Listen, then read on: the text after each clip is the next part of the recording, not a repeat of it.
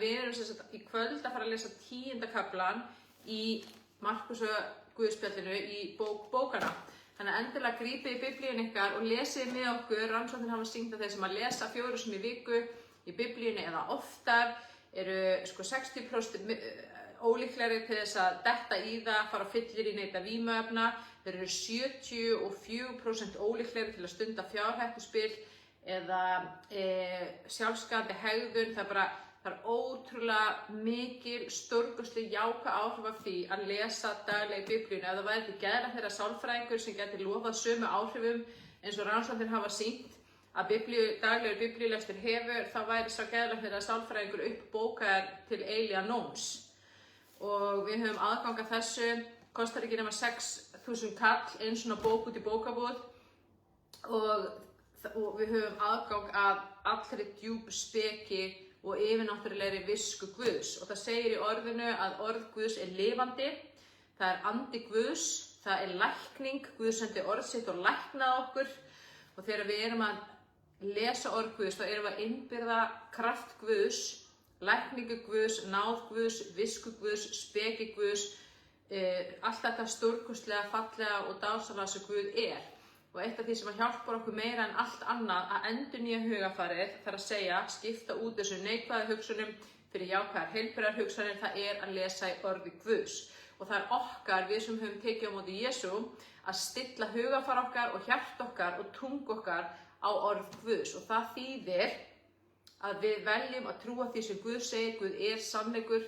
Ef við trúum ekki því sem Guð segir, hverju ætlum við þá að trúa, þá getum við ekki trúa neinu. Við veljum að trúa því sem að Guð segir og Biblían er Guð að tala til okkar. Biblían er orð Guðs, speki Guðs, viska Guðs. Þannig að ekki láta þetta fram hjá okkur fara.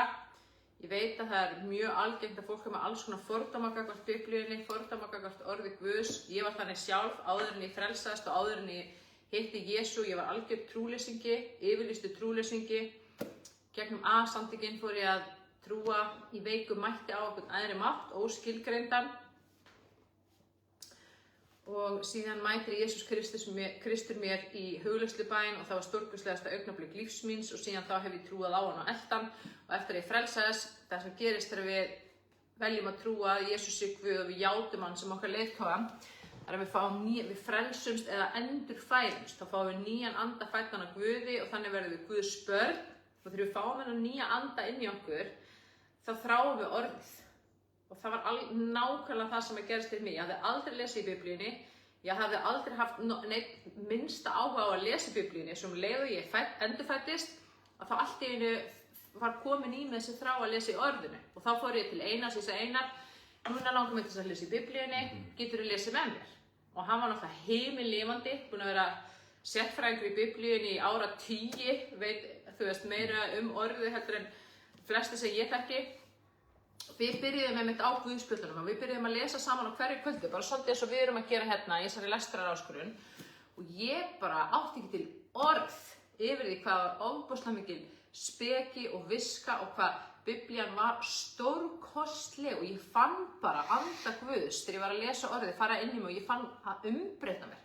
Og það var eitt sem ég áttaði mig á, að einhvern veginn allar mínar skoðanir og allt sem ég hafði trúað að hugsa var bara vitlaust. Og það var svo gott að geta fengið loksins eitthvað, sannleikan, the truth, þetta er sannleikur sannleikans. Og þá þarf maður ekki að leita lengur eða maður þarf ekki einhvern veginn að vera að efast eða velta fyrir sér eða spá, er þetta satt, er þetta satt, er þetta rétt, á ég að trúa þessu eða hverju á ég að trúa, það er svo ofboðslega mikið upplýsingum þarna úti. Maður bara segir, já, Guð er sannleikurinn, þetta er sannleikur Guðs, þetta er það sem ég ætla að trúa. Og ef það er eitthvað sem er í samræmi með orði, þá veit ég að það er satt og rétt og gott og þá trúi ég því. Þetta er svo einfalt.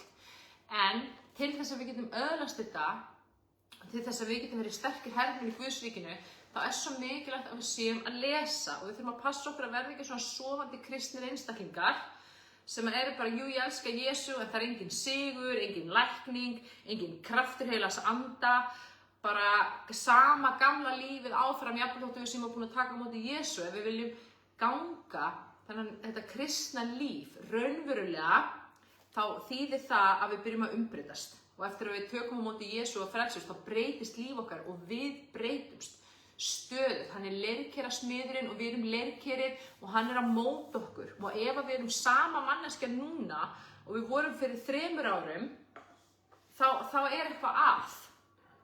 Þá erum við, þú veist, af því að stöðnun ekki eitthvað sem að fylgir kristnum einstaklingum, og það einmitt eitt af því sem hefur komið fram í þessum vísindarannsóknum, að þú ert 60% ólíklegri til að upplifa andlega stöðnun þegar þú lest 4 sinnum í viku eða oftar í Biblíunni, heldur en ef þú gerir það ekki eða ef þú gerir það sjaldnar.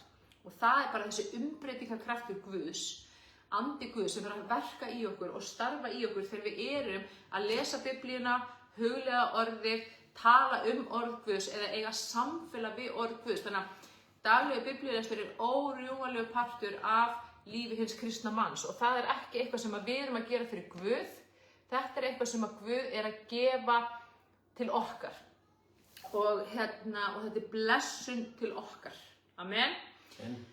Og ég sé að það að koma þarna spurningar inni á TikTokinu. Það maður sem að spyr hvort að Satan geti falið sig í fólki, og það klárlega þannig að fólk getur verið haldið illum öndum. Það eru frásagnir af því alls staðar í Biblíunni. Við erum búin að vera að lesa það mikið í Guðspjöllunum, hvernig Jesús og lærisveinar hans ráku illa anda og hvernig illir andar voru ofta að valda veikindum og sjúkdómum hjá fólki og alls konar hegðunarvandamálum og svona illri breytni, illum hugsunum og illri hegðun. Þannig að það getur klárlega gerst, já.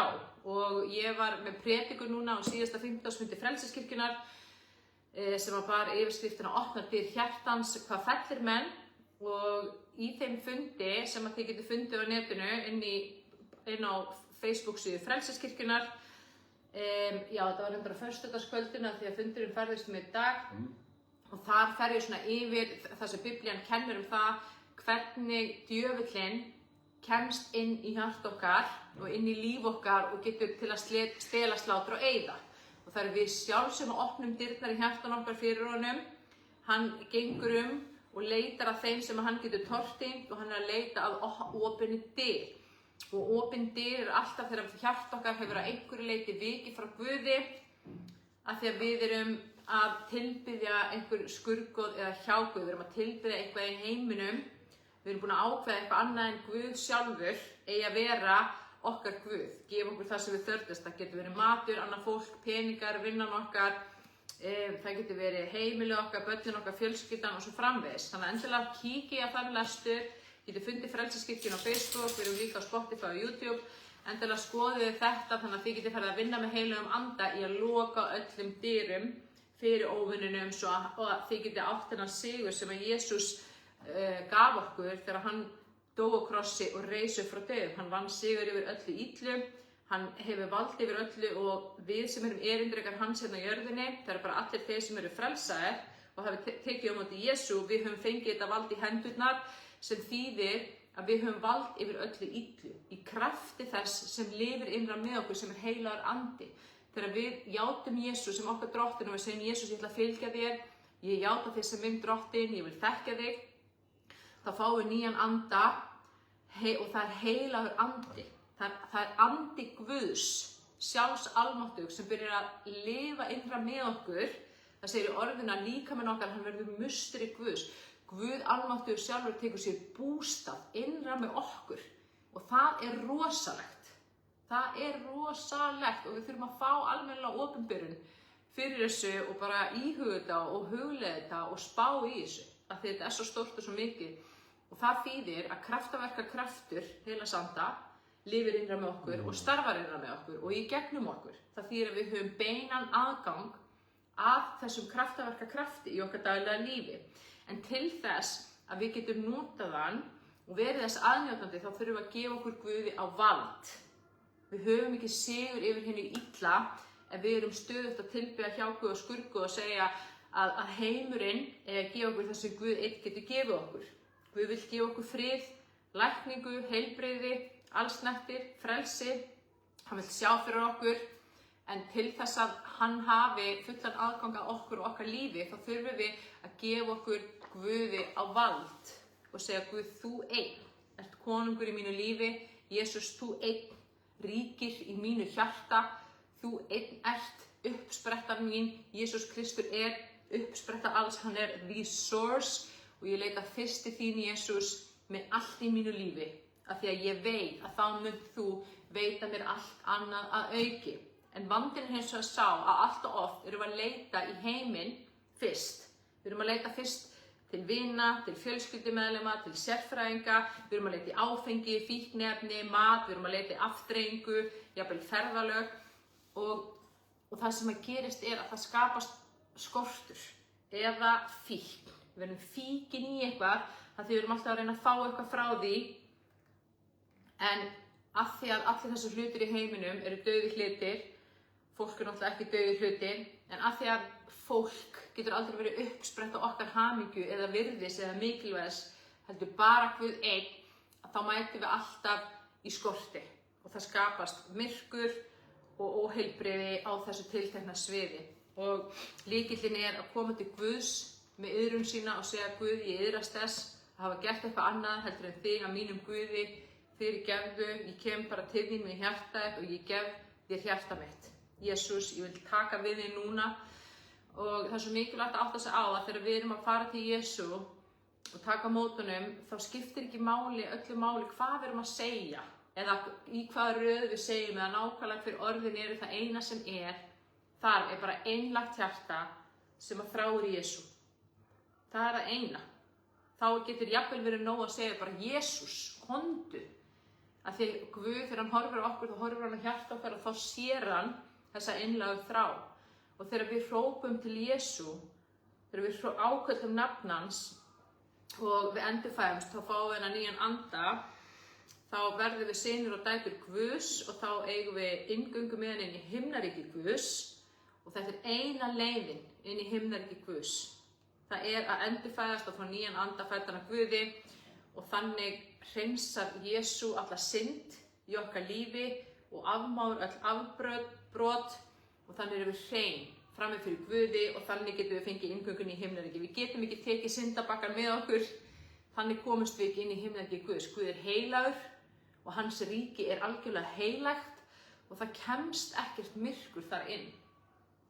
Og Jesús sagði: enginn kemur til föðurins nema í gegnum mig. Ég dyrnar.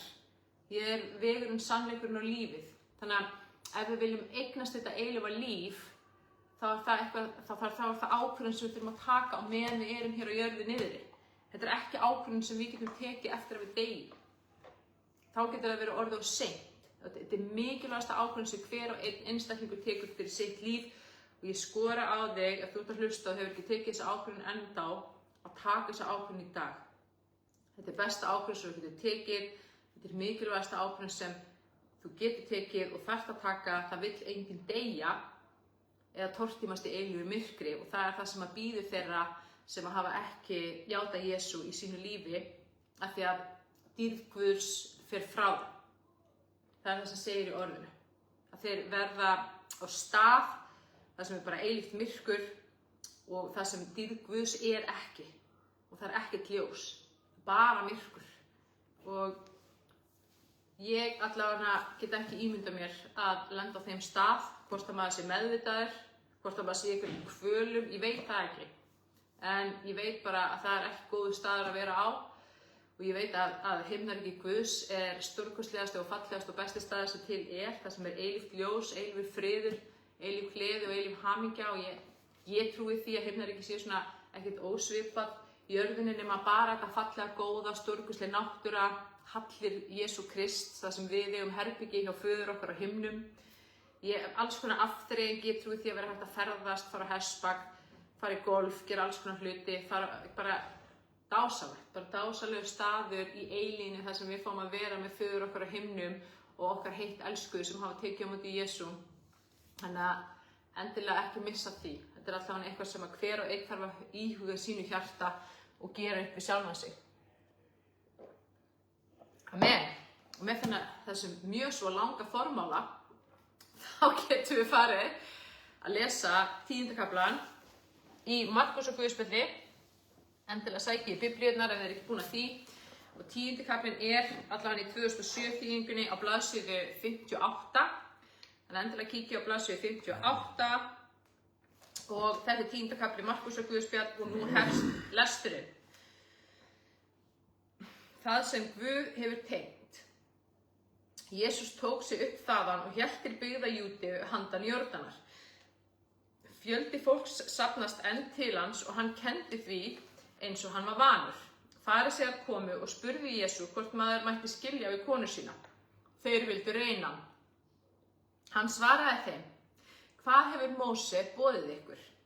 Þeir sögðu: Móse leyfði að rita skilnaðarbréf og skilja við hana. Jesús mælti þá til þeirra: Hann ritaði ykkur þetta boðorð vegna þverúðar ykkar, en frá upphafi sköpunar gerði Guð þau karl og konu. Fyrir því skal maður yfirgefa föður sinn og móður og bindast konu sinni og þau tvö skulu verða einn maður. Þannig eru þau ekki framar tvö, heldur einn maður. Það sem Guð hefur tengt saman má maður eigi sundur skilja. Þegar lærisveinarnir voru komnir inn, spurðu þeir Jesú aftur þetta, en hann sagði við þá: Sá sem skilur við konu sína og kvænist annarri drýgir hór gegn henni, og ef kona skilur við mann sinn og giftist öðrum, drýgir hún hór. Slíkra er Guðs ríki, við 13. versið og áfram. Menn færðu börn til Jesú að hann snerti þau, en lærisveinarnir átöldu þá. Þegar Jesús sá það, sárnaði honum og hann mælti við þá: Leyfið börnunum að koma til mín, varnið þeim eigi, því að slíkra er Guðs ríki. Sannlega segi ykkur, hver sem tekur ekki við Guðs ríki eins og barn, mun aldrei inn í það koma. Og Jesús tók þau sér í faðm, lagði hendur yfir þau og blessaði þau. Eins og þér er vant.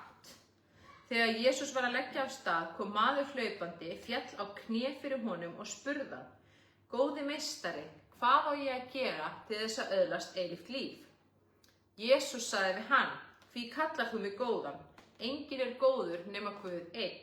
Þú kannt boðorðin: þú skalt ekki morð fremja, þú skalt ekki drýgja hór, þú skalt ekki stela, þú skalt ekki bera ljúgvitni, þú skalt ekki pretta og heiðra föður þinn og móður.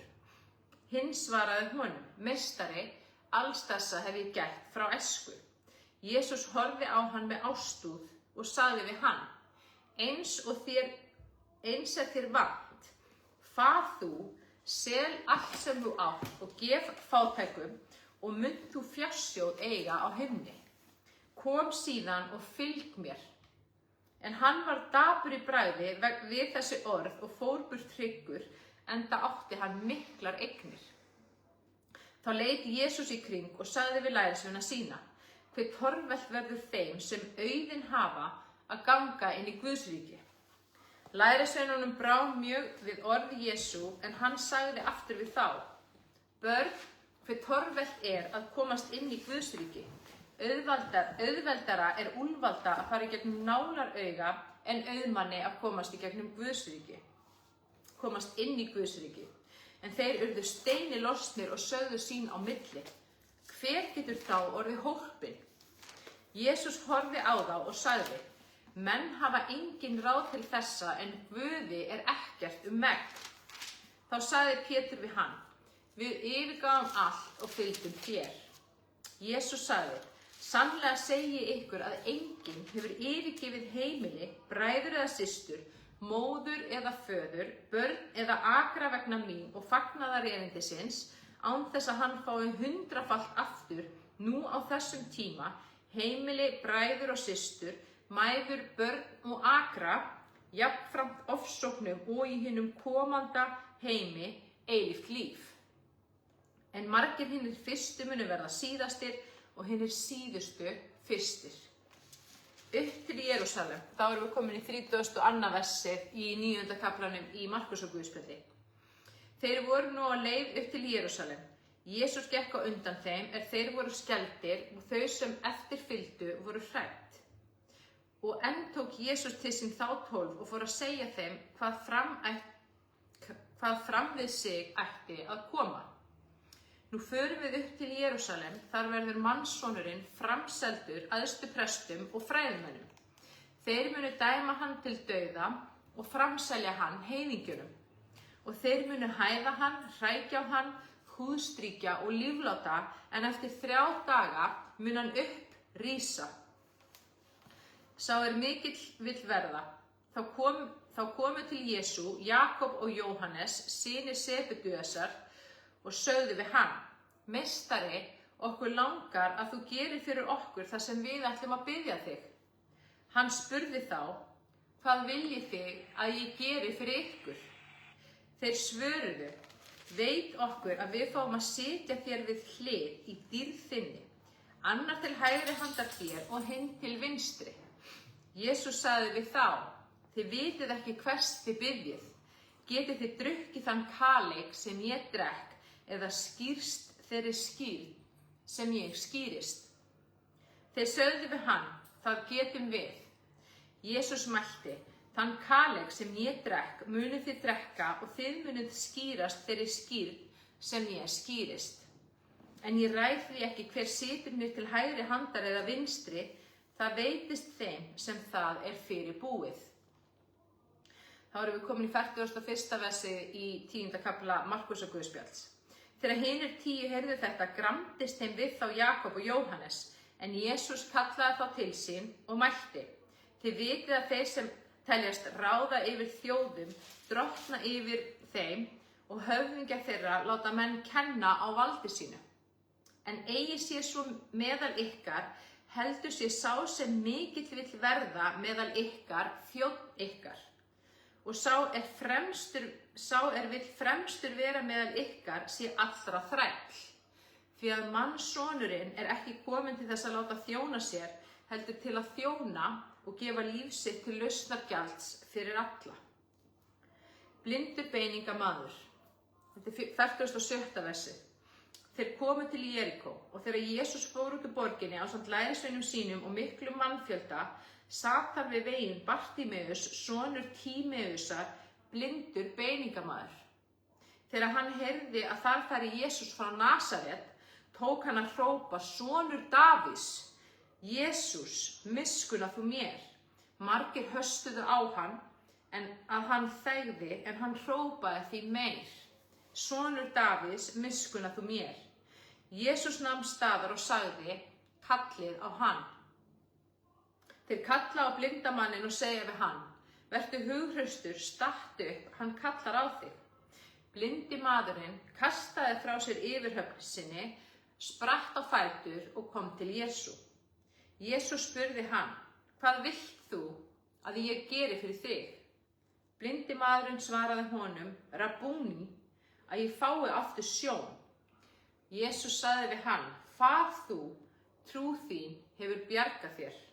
Jafn skjótt fékk hann sjónina og fylgdi honum á ferðinni. Amen. Amen. Þetta langur kafli og kemur víða við. Ef við byrjum byrjum 10. kaflans, þá vildu farísearnir reyna Jesú og spurði hvort að maður mætti skilja við konu sína. Og þannig var í lögmáli gyðinga, þá var það þannig að sem sagt, þetta var sáttmálasamband. Og í svona sáttmálasambandi þá stofnaði maðurinn til þess og konan gekkst undir hennar sáttmála. En síðan var heimilt samkvæmt Móselögum, þá gat maður skilið við konuna sína og þá þurfti hann að gefa henni skilnaðarskrá. Ég ímynda mér að það sé til að tryggja efnahagslega stöðu hennar ef hann skilur við hana. Og þetta var greinilega umræðuefni hjá gyðingum og þess vegna þetta orðað svona, hvort að hann megi skilja, af því að þannig var reglan að það var maðurinn sem gæti einhliða gert þetta. Og Jesús segir við þá að Guð leyfði skilnaði vegna þess að við lifum ekki fullkomnum heimi. Hann orðar það þannig vegna þverúðar hjarta okkar, af því að það getur verið að fólk sé bara í þannig aðstöðu að það sé ekki, það sé óhjákvæmilegt. Þannig að hann segir, jú, Guð leyfði hjónaskilnaði, en hann leyfði það vegna þess að heimurinn er ófullkominn. En svo segir Jesú hvernig Guð hafði hugsað þetta í einum fullkomna heimi. Því að þegar að Guð skapaði himinn og jörð og manninn, þá sagði hann eftir að hafa búin að ljúka sköpunarverkinu, þetta er gott. En svo kom maðurinn og sköpunarverkið féll. Ráðsályktun Guðs með hjónabandi breyttist ekki. En Guð, hann leyfði þetta, hjónaskilnaði vegna þess að dæmi gat ekki gengið upp vegna þess að heimurinn var fallinn og svona gat ekki gengið upp í ófullkomnum heimi. Þannig að Jesús segir að þverúðar hjarta ykkar, þá setti Guð þetta boðorð. En svo segir hann hvernig Guð hefði hugsað þetta í upphafi. Hann segir, en frá upphafi sköpunar gerði Guð þau karl og konu.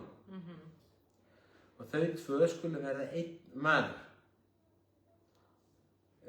Og það sem Guð hefur tengt má maður ekki sundur skilja. Þetta er orðasönnum að maður ekki sundur skilja, en þetta var í lögmálinu gat maðurinn einhliða gert þetta. En auðvitað þekktist það líka konur skildu menn sína. Ég get ekki farið í mikla dítela því að þetta er svo margt annað í þessum kafla. En það voru til hjá gyðingum alls konar sáttmálar, meðal annars blóðsáttmálar. Og þá létu menn blóð tveggja einstaklinga sameinast, skáru aðeins í líkamann og létu blóði blandast og gerði blóðsáttmála. Hann var mjög sterkur sáttmáli. Og Guð gerði blóðsáttmála við Abraham og í Jesú Kristi það gerði Guð blóðsáttmála þegar Guð og maður mættust í Jesú Kristi og blóði Jesú rann. Amen. Og þetta er svipaður sáttmáli og hann innsiglast með kynmökum, samkvæmt Biblíunni. Þannig að þess vegna segir Jesú að ef að menn taka það ákvörðun að skilja og eiga mök við einhvern annan einstakling, þá gerist það sama eins og í með til dæmis erfðaskrá, testamenti, sáttmála, að það yngra tekur yfir það eldra, þannig að þá þegar að menn skilja, taka saman við einhvern annan, eiga með honum kynmök, þá er yngri sáttmálinn tekin við af hinum eldri. Þannig að þess vegna orðar Jesú þetta svona að sá sem skilur konu sinni kveðinn stannari drýgir hór gegn henni. Það er að segja hann rífur sáttmála við hana að því hann gerði nýjan sem kemur í staðinn. Þegar kona skilur manninn og giftist öðrum drýgir hún hór, það er að segja hún á mök við annan og þá er komið nýr sáttmáli sem upphefur það fyrri og fór gegninu fyrir ónýttan. Þetta er sem sagt, svona hefði Guð hugsað þetta í upphafi og Guð breytti ekki skoðun. Guð vill að þetta gæti verið svona hjá okkur en hann leyfði hjónaskilnaði vegna þess að í föllnum heimi þá gat svona ekki gengið upp. Nú svo slíkra og það er síðan verið að fjalla um þetta vandamál meðal þess í bréfunum sem postularnir voru að skrifa söfnuðunum og Páll fjallar um þetta vandamál og fleiri. Síðan er sagt frá því að börn komu til Jesú og lærisveinarnir þeirra standa á móti og Jesú var bara sárið við því. Segði, heyrðu, leyfið þetta strákar. Og svo bætta við merkilegri setningu að við eigum að taka við Jesú eins og börn. Börnin er ekkert að flækja málin fyrir sér. Jesús er sannleikurinn, Jesú er upprunni alltaf og uppasitt í Kristi, segir Biblían. Svo gerðist Kristur maður til að deyja fyrir okkar syndir, en alltaf uppasitt og hann er eilífur. Já. Og að meðan að börnin í sunnudagaskólanum lofa Jesú og elska hann, þá eru vísindamenn með stjörnusjónauka og alls konar tæki sem skjóta út í geiminn að reyna að finna uppruna alheimsins. Já. Meðan börnin í sunnudagaskólanum er að syngja um og nega samfélag við hann. Af því að við þurfum stundum að bara koma til Jesú og vera ekkert að flækja hlutina fyrir okkur. Vera bara svolítið auðtrúa þegar kemur að Jesú og Guði og gleypa við því sem að Guð segir okkur og aðeins að vera með of mikla gagnrýna hugsun eða of mikla pælingar eða þurfa að skilja of mikið hlutina í þaula. Já. Eins og ég segi stundum við strákinn minn, 6 ára strákinn okkar sem er mjög trúar á Jesú og hann stundum skilur ekki hvernig Jesús gat fæðst og verið í jötu en hvernig hann gat samt verið til áður en að það gerðist og hann er að reyna að skilja þessa hluti og ég bara sagt við hann, veistu það, að Guð er svo margslunginn og undursamlegur við með okkar mannlega huga og hjarta, við getum ekki skilið Guð í þaula. Það er ekki hægt og það sem skiptir miklu meira máli er að trúa og treysta. Bara trúa á Jesú og treysta honum. Það er það sem skiptir mestu máli. Men. Það er það sem börnin eiga oft miklu auðveldara með heldur en við, fullorðna fólki. Já. Og síðan segir frá því þegar að maður kemur hlaupandi til Jesú og spyr: Góði meistari, hvað er að gera til að öðlast eigið líf? Þannig segir hann góði meistari og Jesús segir það er engin góður nema Guð og sumir halda þá að Jesús segir hans ekki góður, en það var ekki það sem það snerist um.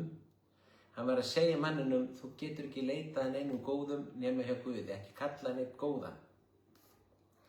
Og hann segir hvað á ég að gera til að öðlast eigið líf?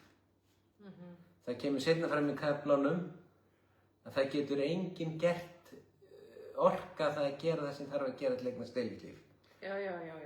En gleymum því ekki að þegar þessi maður kemur til Jesú, þá er Jesú ekki búinn að deyja á krossi.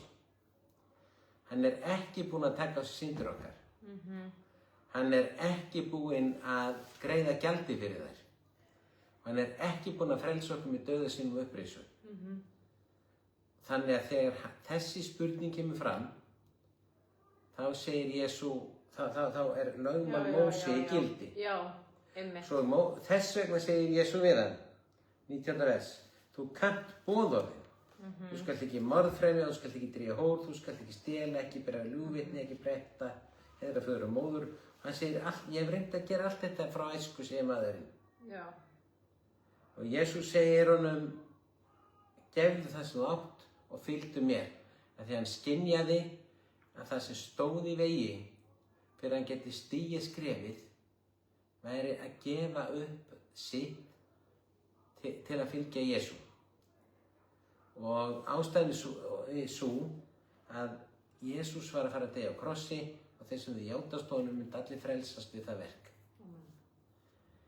Og svo segir Jesú og lærir sem hann bara brugðu og segja og hann segir auðveldar er úlvalda að komast ekki með nálarauga en auðmann að komast í Guðsríki. Og þeir eru steinulosna og segir hver getur þó orðið hólpinn? Og ég segi bara menn hafa engin ráð til þessa. Maðurinn spyrir hvað ég að gera til að öðlast eigið líf og hann segir það er engin maður sem getur gert þetta. Akkurat. Það er engin maður sem getur gert það sem gera þarf til að eignast eigið líf. Og hann segir menn hafa engin ráð til þessa en Guði er ekkert menn. Og það var ekki, og Guð þess sagði Jesú því svo elskaði Guð heiminn hann gaf son sinn eingetinn til að hver sem á hann trúir glatist ekki heldur af eilíft líf. Því ekki sendi Guð son í heiminn til að dæma hann heldur til að heimurinn frelsist fyrir hann. Þannig að leiðin er opin fyrir trú á Jesú Krist sem okkar drottinn og upprisinn frelsara. Og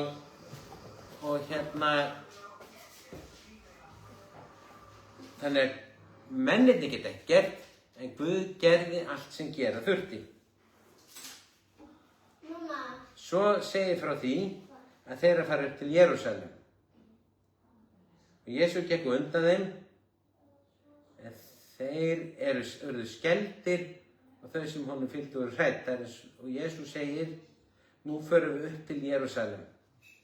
Nú verð ég framseldur, æðstu prestum og fræðimönnum og þeir munu dæma mig til dauða og framselja mig heilingi. Þeir afhent hann Rómverjónum og þeir munu hæða mig, hrækja, húðstyrkja, lífláta en til 3 daga munu ég upprísa. Hann segir hann að þegar notar orðið mannssonurinn en hann er að tala sjálfa sig. Svo fara þeir að ræða það, sko, hver sé mestur.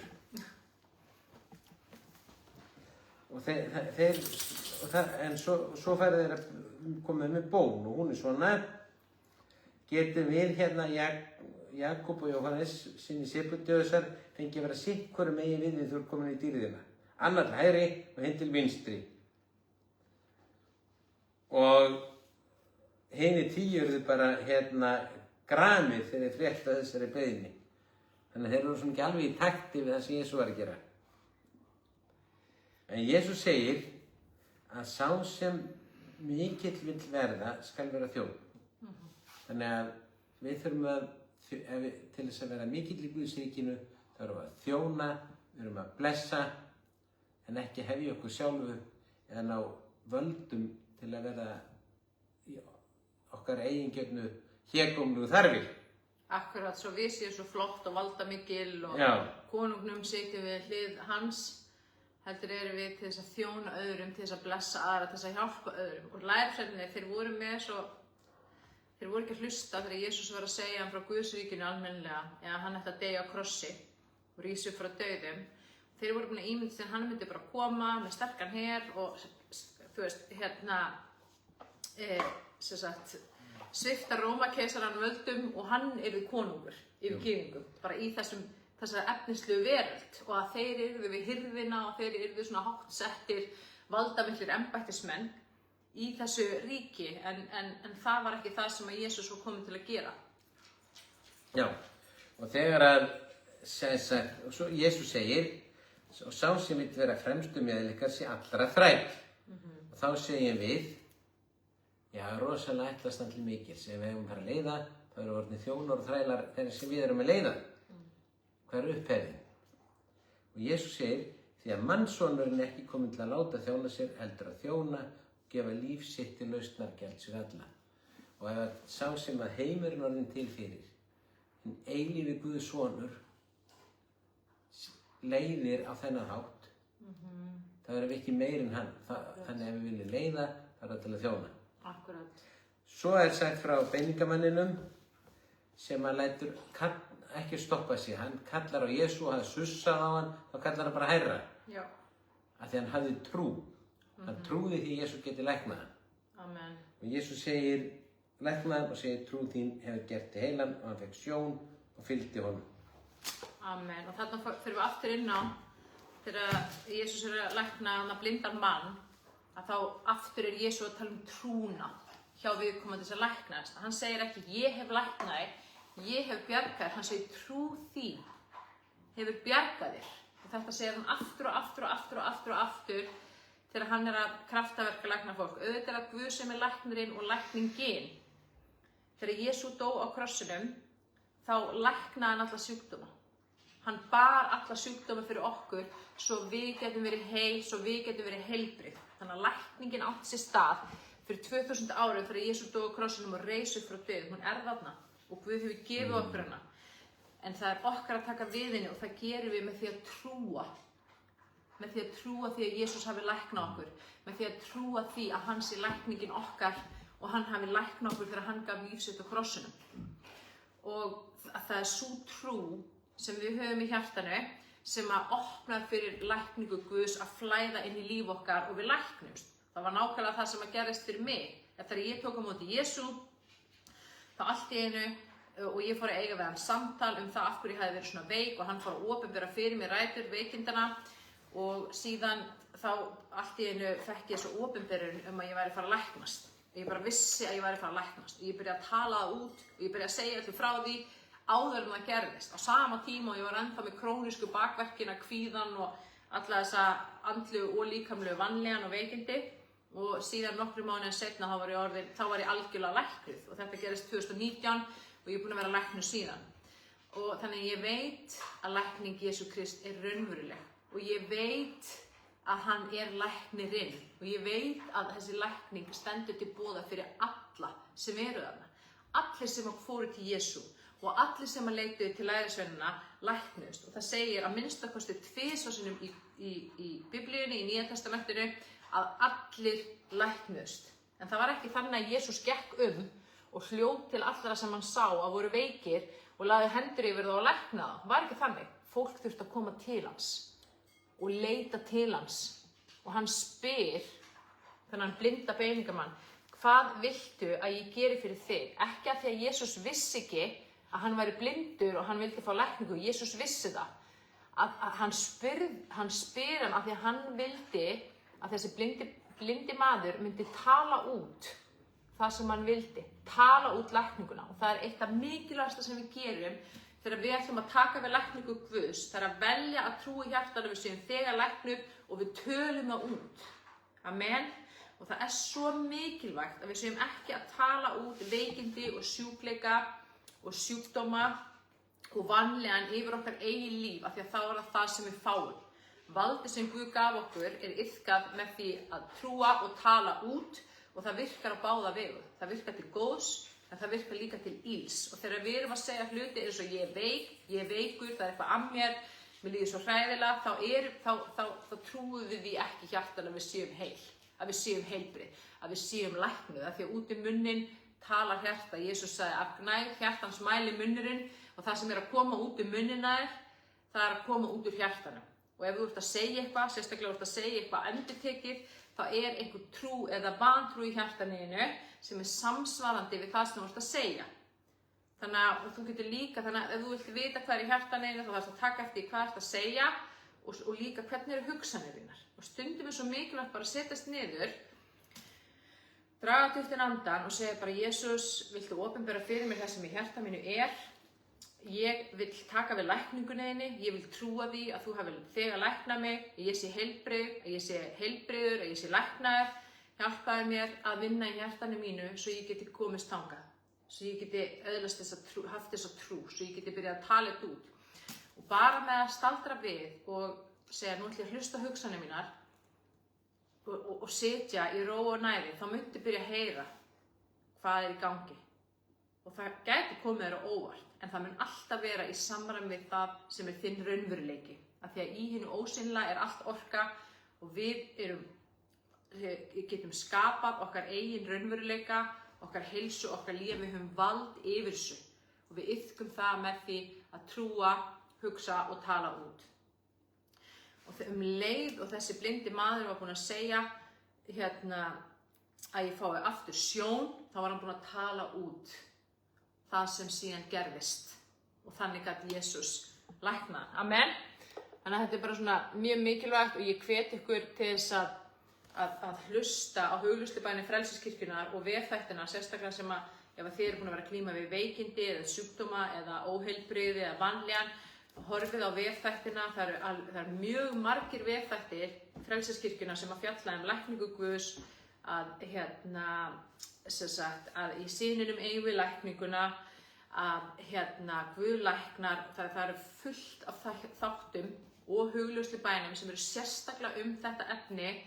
Ef þið að glíma við veikindi, sjúkdóma, óheilbrigði, vanlíðan, hlustið á þessa þætti, hlustið á hugleiðslubænirnar aftur og aftur og aftur, skrifið niður þessa guðlegu krafthugsanir, talið þetta út á hverjum einasta morgni, ekki gefast upp, af því að lækningin þarna og hún til okkar. Og ef Guð læknaði mig og alla þá sem talaði í Biblíunni og milljónir manna allan heim, að þá gerir hann það sama fyrir þig. En það okkar að læra og brynja okkur hvernig tökum við þessu, hvernig forðumst við hinn illa og eigum sigurinn yfir honum og hvernig tökum við blessunum Guðs. Amen. Amen. Þá skulum við biðja. Faðir, ég þakka þér fyrir líf þinn sem að hlusta og lesa í orðið þínu. Í Jesú nafni tala ég biblíuvakningu yfir íslensku þjóðina. Í Jesú nafni sendi ég orð þitt inn í sérhvert hjarta, inn í sérhvert huga og inn í sérhverja sál, inn í sérhvert líkama sem að hlusta núna og orð þitt læknar. Þú sagðir Drottinn að þú værir græðarinn okkar og ég þakka þér fyrir að í þér eigum við lækninguna og ég tala nýja trú inn í sérhvert hjarta, inn í sérhverjan huga, inn í sérhverja tungu. Í Jesú nafni þú ert læknuð, þú ert læknaður. Í Jesú nafni þú ert heil, þú ert heill. Í Jesú nafni þú ert kraftmikil, orkumikil, blessaður sonur og dóttir Guðs hins hæsta. Í Jesú nafni ég tala nýja sjálfsmyndin í hjartaðir og ég opna augu þín svo að þú sjáir það stórkostlega sem Guð hefur fyrir þig. Ég opna eyru þín svo að þú heyrir það stórkostlega sem Guð almáttugur að tala til þín og ég tala þrá og hungur og þorsta eftir orði Guðs inn í hjartaðir. Í Jesú nafni ég blessa þig. Í Jesú nafni ég blessa líkamann þinn. Í Jesú nafni blessa ég heilsuna þína og börnin þín og fjölskylduna þína og ég tala bara allsnægtir og ég tala velmegun og ég tala gjafir Guðs inn í líf þitt í Jesú nafni, en á sama tíma þá tala ég uppgjöf gagnvart Guði og ég tala undirgefni við Guð almáttugan. Í Jesú nafni þitt hjarta segir ég gef mig þér á vald Jesús. Í Jesú nafni ég fel mig þér á vald. Ég beygi mig undir þitt vald, Faðir, í Jesú nafni og ég vel að snúa hjarta mínu fyllilega og algjörlega til þín og ég tala þetta í sérhvert hjarta hér í kvöld, hvert einasta hjarta beygir sig undir vald Guðs almáttugs, beygir sig undir vald Jesú Krist og snýr og hjartanu snúið fyllilega til Jesú. Í Jesú nafni ég set Jesús efst í hjarta ofar öllu öðru og þegar Jesús efstur í hjartaninu þá skín ljós hans, það flæðir allt hjarta og það skín inn í öll önnur svið lífsins. Í Jesú nafni lýsi ég upp hjartaðir. Í Jesú nafni lýsi ég upp sérhverja hugsun og ég brýt öll bönd sem hafa haldið aftur af þér og ég hasta á þetta óöryggi og ég rek það út og ég tala öryggi Jesú Krist inn í hjartaðir, inn í huganinn. Í Jesú nafni þá hasta ég á allt niðurrif, allar ásakanir og ég hasta á öll skurðgoð sem kunna hafa verið í hjarta þínu og í huga þínum. Ég reki þetta út og ég tala frið og lækningu Jesú Krist inn. Og ég tala hjarta sem brennandi fyrir Jesú Krist inn í þitt hjarta. Í Jesú nafni þá kemur eldur heilags anda. Ég sendi eld heilags anda núna inn í líf þitt, inn í huga þinn, inn í hjarta þitt, inn í sálina, inn í líkamann þinn og eldur heilags anda, hann starfar þannig að hann brennir upp allt sem ekki frá Guði. Og í Jesú nafni tala ég bara fyrirgefningu, Jesú Kristi við líf þitt, allar syndir eru fyrirgefnar, allur miski og all afbrot eru afmáð, þetta farið út og þetta truflar þig ekki lengur, þetta skaðar þig ekki lengur, þetta farið fyrir fullt og allt í Jesú nafni. Og allt sem hefur verið að mæða á þér, halda þér niðri, þreyta þig, halda aftur af þér og fá þig til þess að fara í endurtekna hegðun sem skadar þig eða ógagnleg eða óheilbrigð. Í Jesú nafni þá bara brýti ég þetta af þér núna og ég tala frelsi Jesú Kristi inn í lífi.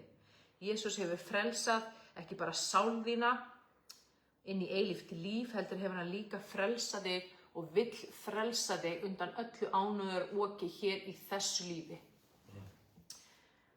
Í Jesú nafni þá bara sleppur núna því sem þú þarft að sleppa og ég lyfti þessari byrði af þér og afhendana til Föðurins og oki Jesú Krist kemur í staðinn.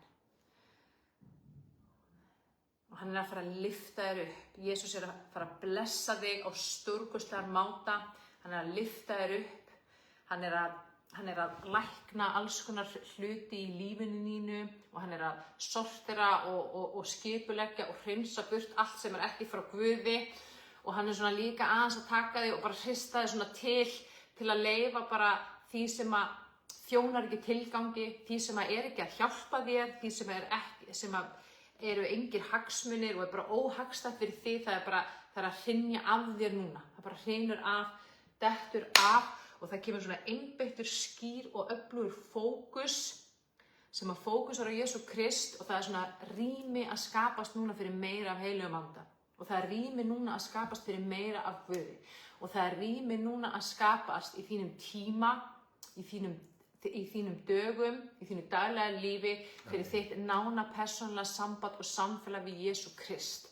Og það eitthvað að gerast í hjartaninu núna sem að heilar andir að hræri í hjartaninu og hann að endurraða þinni forgangsröð þannig að hann efstur og fremstur.